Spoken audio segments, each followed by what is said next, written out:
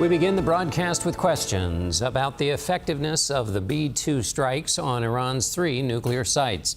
The president says the strikes obliterated the targets, but a report characterizing an early U.S. assessment suggests the strikes only caused a months-long setback in Iran's nuclear ambitions. Here to update us and discuss why this matters is CBS News national security correspondent Charlie D'Agata. Charlie, I gave the introduction there to all the back and forth. Where do things stand now on this question of how much damage there was? Yeah, John, the first question on any military operation, big or small, is did it achieve its desired effect?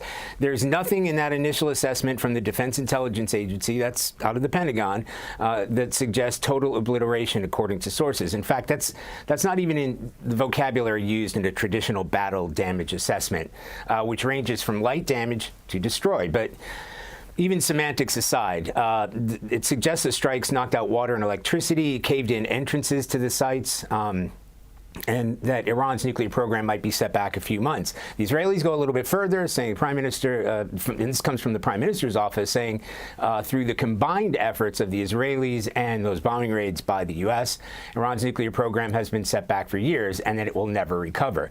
But we should note here that the Defense Intelligence Agency released a statement this morning saying, look, this is a preliminary low-confidence report assessment, not a final conclusion. And importantly, they have not been able to review the actual physical sites themselves.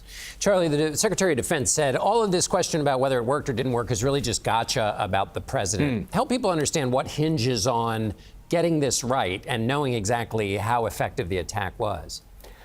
Well, as a matter of fact, we might find out more about that tomorrow, how far along the assessment has come when Secretary of Defense Pete Hegseth and the Joint Chiefs of Staff hold a briefing here at the Pentagon at around 8 o'clock, at least in terms of how the assessment's being conducted and more about the process itself, right? How you get the information. Again, it's early, so I'm not sure we'll get solid evidence. Why this preliminary report has been described as low confidence assessment. Ideally, you'd want to get the IAEA in there, the nuclear watchdog, to get access, but that doesn't look likely. A lot of it's going to rely on intelligence, and a lot of that may rely on Israeli intelligence. Israeli Mossad agents have been operating inside Iran for years.